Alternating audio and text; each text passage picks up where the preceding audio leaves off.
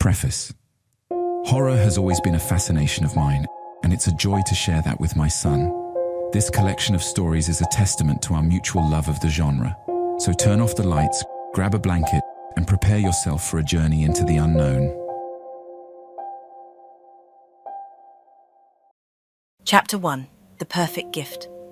The moment I found out that I was pregnant, my mother went into overdrive. She had always been a doting parent, but this was different. It was like she was trying to make up for lost time, trying to make everything perfect for her first grandchild. She spent hours online, researching the best baby products and accessories. She visited every baby store in town, checking out cribs, changing tables and strollers. She even started knitting little booties and hats in her spare time, determined to make sure that her grandchild had everything they could ever need. But despite all her preparations, my mother was still looking for that one special thing, that one unique item that would make her grandchild's nursery truly perfect. And that's when she stumbled upon the antique teddy bear. It was a sight to behold, a dusty old bear, with patches on his fur and a slightly crooked smile. It was the kind of teddy bear you would expect to see in an old-fashioned toy store, the kind that had been loved by generations of children before it. My mother was instantly smitten. She knew that this teddy bear would be the perfect baby shower gift for me. She could already imagine me holding my newborn child, cuddled up next to the bear as we read bedtime stories. So she bought the teddy bear and took it home. She spent hours cleaning it up, carefully stitching up any holes or tears, and even adding a new bow tie around its neck. By the time she was finished, the teddy bear looked almost brand new, as if it had just been made yesterday. And when she presented it to me at my baby shower, I knew that it was the perfect gift. It felt like a little piece of history, a reminder of a simpler time when toys were made to last and families stuck together. I hugged my mother tight and thanked her for the beautiful gift, feeling a sense of warmth and love that I knew I would carry with me for the rest of my life. The baby shower was a day to remember. The sun was shining, the birds were singing, and everyone was in high spirits. My mother had gone all out, decorating the house with balloons and streamers, and laying out a spread of delicious food and drinks. As I made my way through the crowd, greeting friends and family, I couldn't help but feel a sense of excitement and anticipation. It was like I was on the cusp of a new adventure, a journey into the unknown that was both terrifying and exhilarating. And then my mother presented me with the teddy bear. It was a moment that I will never forget. She had wrapped it up in a pretty pink bow, and as I tore open the wrapping paper, I could feel my heart racing with excitement.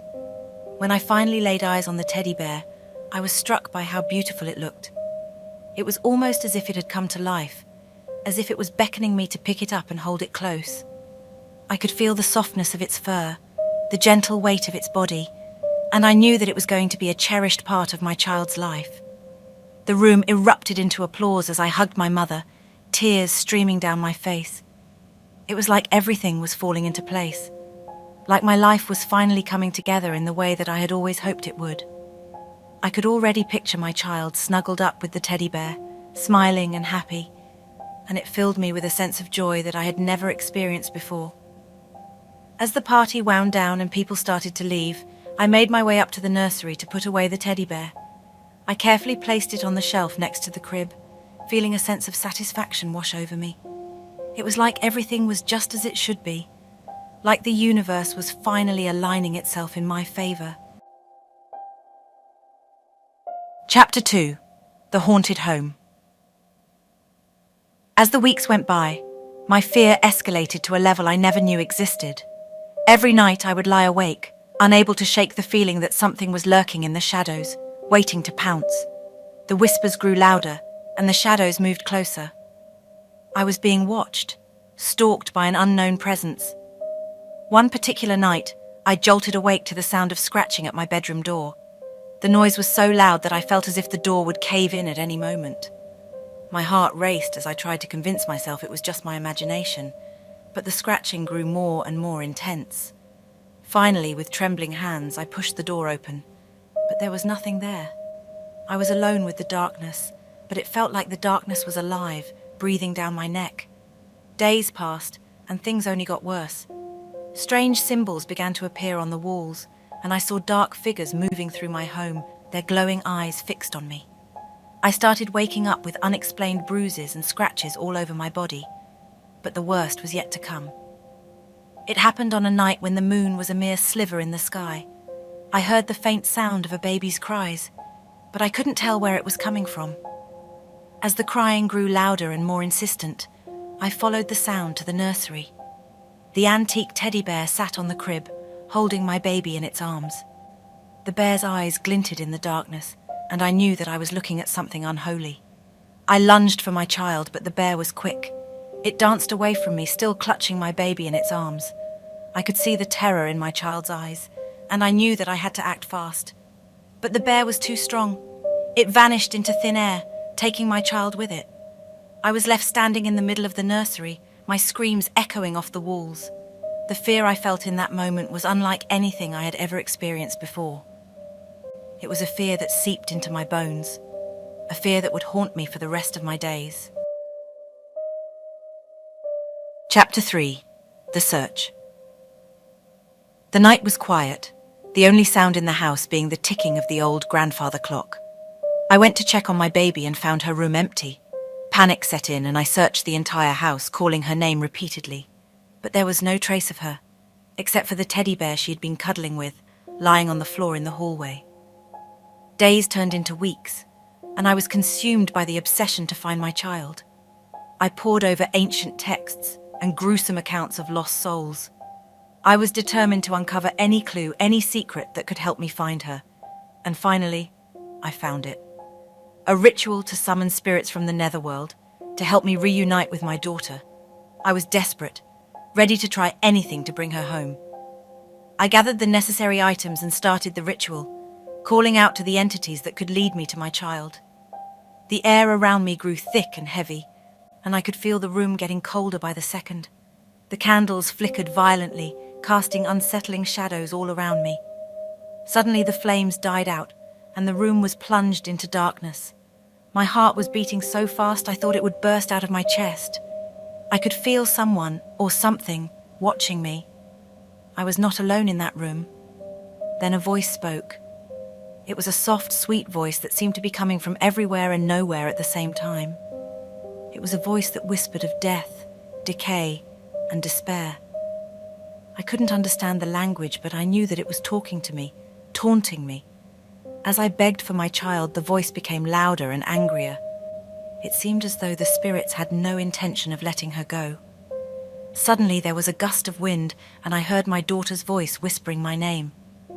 I turned to see her, a spectral figure with black eyes, hovering above me. Then the room filled with an unearthly light, and I saw the entity in front of me. It was a creature that could only exist in the darkest corners of my imagination, with skin that looked like it had been torn from the pages of a horror novel. It had rows of sharp teeth and eyes that glowed like hot coals. Its very presence made me feel sick with terror. It spoke in a language that sounded like nails scratching against a chalkboard. The entity spoke of a deal, offering to return my child in exchange for something far more valuable. But I knew that making deals with these types of beings never ended well. I refused the offer, and the creature vanished, leaving me alone with my thoughts. I spent the next few days trying to decipher what had happened during the ritual, and what the creature had wanted. And then, it hit me. The teddy bear had been cursed with dark magic, and it was the source of all this suffering. I was determined to save my child, no matter what it took. I set up a ritual to reverse the curse, knowing full well that it could mean the end of me. The candles flickered wildly as I started reciting the incantation, and I could feel the air grow heavy with the presence of the entity. Suddenly, the teddy bear began to move, its body twisting and contorting as if possessed by a demon. I watched in horror as it started to speak, its voice sounding like it was coming from the depths of hell. The bear taunted me, and I could see the darkness in its eyes. I knew that I had to act quickly. I reached for the salt, but it had no effect on the cursed object. I was losing hope. I was running out of time, and I knew it. I focused all of my energy on the incantation, pouring my soul into each and every word. The candles flared, and the symbols on the floor began to glow with a fierce intensity. And then, with a deafening roar, the entity was gone. The room was filled with a brilliant light, and I felt a sense of peace wash over me. The binding ritual had worked, but as I looked down at my child, I realized with growing horror that something was wrong. Her eyes were dark, and they seemed to be staring off into the distance. I reached out to touch her forehead, and I felt a jolt of electricity shoot through my hand. Suddenly she began to convulse, and I knew that something was terribly wrong. I tried to grab her to hold her close, but it was like something was keeping us apart. Her body went still. For a moment there was silence, and I felt a sense of overwhelming grief wash over me. But then, with a suddenness that was almost too much to bear, my child's eyes snapped open, and they were not her eyes at all. They were dark and empty, and they seemed to be staring right through me. I felt a scream building in my throat, but it was like something was holding it back. I realized with growing horror that the entity had not been defeated at all. It had merely taken on a new form, a form that was more insidious and more terrifying than anything I could have imagined. I felt a sense of overwhelming fear that I had never felt before, and then, without warning, I felt something shift inside me. It was like the entity was reaching out, trying to take hold of me as well. I fought back with all my might, but it was like trying to hold back a tidal wave. With a suddenness that was almost too much to bear, I felt it. The entity had taken hold of me as well. As I struggled to break free, I heard a familiar voice behind me. It was my mother's voice. But there was something different about it. It was cold and dark, filled with a power that I had never heard before. I turned around to face her, and my heart sank. There she was, my mother, but she was no longer the kind and loving woman I had known. She was a witch, her eyes blazing with a terrifying light, and she was casting a dark spell on me and my daughter. I realized with bitter clarity that she had been the root of all the evil that had befallen us. She had been manipulating everything from the very beginning, using her magic to control the entity and bend it to her will. As she continued to chant the spell, the darkness was closing in around me, and I knew that it was too late.